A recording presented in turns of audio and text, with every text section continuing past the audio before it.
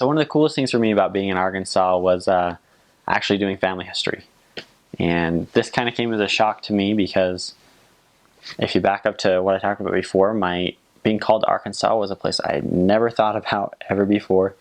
And I mean, to me, before I went there, Arkansas was, I had absolutely no idea of what it would be like. It's about the only place in the world I hadn't thought about.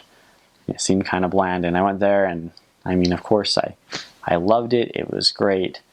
But in one of my areas in particular, I learned one of the few things that the Lord had done for me in calling me to Arkansas was something that would be a tender mercy for me.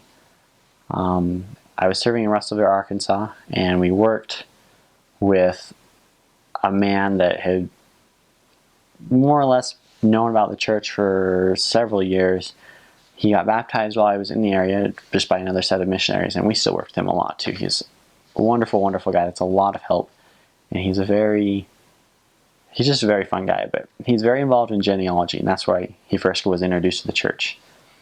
And he was introducing me to he's introducing me to family history work, which I wasn't very familiar with. He was showing me how to do it so that I could teach the Hispanic members how to do it. And so he was helping me with my own line, and as I looked back, my last name is Nickel. And we were tracing, there's my father and then my grandfather. My father's not a member of the church, my grandfather is, and then his line back is. And we traced up to my great-grandfather, who was baptized into the church, and we found that pretty easy that he was. And so this man who was helping me with the genealogy said, well, let's look into that. Let's see if we can find anything about that, because genealogy has a lot of records and access to different histories and stuff. And as we read that and found out about that, I learned something just fascinating to me, was that my great-great-grandfather, who was baptized in the church, my namesake, he was taught the gospel in Eureka Springs, Arkansas, which is just outside my mission. He was taught it it was 1906. The people in northern Arkansas, where Eureka Springs is, had just about the same feelings as Missouri had had 50, 60 years before. That's still animosity, that feeling of animosity was there, and people really hated the Mormons. And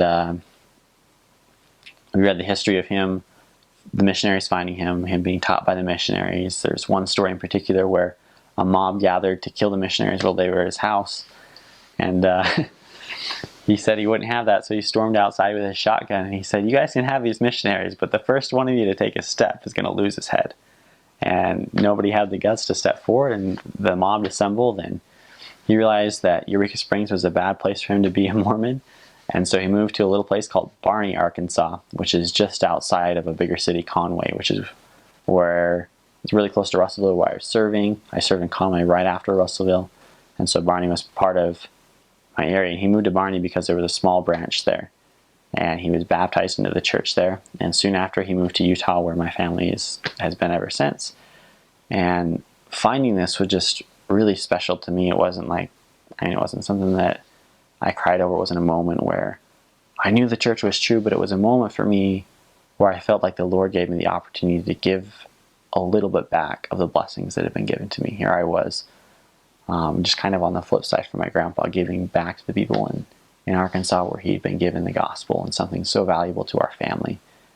And it was just a special note for me to know that the Lord knew who I was, and that the Lord cared about who I was, and he cared about showing me that he was intimately and intricately involved in the details of my life.